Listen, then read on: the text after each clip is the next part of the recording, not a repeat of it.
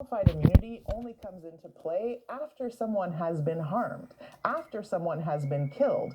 And it's a defense in civil litigation that a cop can raise in defense of their actions to avoid having to pay compensation to the family members. And it's a defense that we can sometimes overcome in litigation. And there are officers who have raised that defense, have not been able to assert it. Their motions to raise that defense have been defeated. And those cops still were able to remain on the force, continued in their employment, and are still out there doing the violence of policing that we've been talking about. So that's what I was getting at with this tweet, is that I'm not really interested in reforms that only focus on what we do after police officers have beat a 29-year-old father to death. I want to focus on reforms that are going to stop that from happening in the first place. And I want to focus and I want to invite the Congressional Black Caucus and everyone else who's thinking about what to do in this moment to think about what's actually going to prevent actions like this from happening, not sort of what we do about them after the fact, which actually won't even stop the individual officers involved from continuing to engage in that behavior,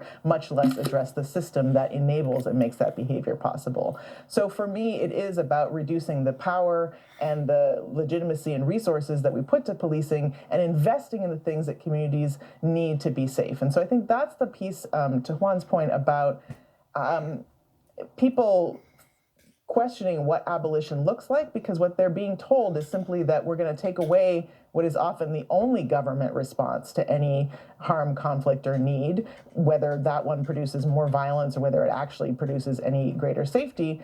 And people don't think that there will be anything put in its place. And the idea of abolition, as Ruth Wilson Gilmore frequently reminds us, is of actually of building, of creating, of resourcing, of pouring the nutrients that are being robbed of our communities by police, the money that cops are looting from our communities, and putting it back into the things that increase safety: housing, healthcare, income, education, public spaces, strong communities, skilled communities, communities that have the capacity to be there and with and for each other and prevent violence. And so I really think that when we ask people, sure, without further explanation, do you think we should take away the one thing you've been taught is the only way to safety? Of course, people are going to have a reaction. But if we say, do you believe in investing in the things that actually have been proven scientifically through study to increase safety in communities? And we talk in No More Police about a study that showed that an increase of 10 community-based organizations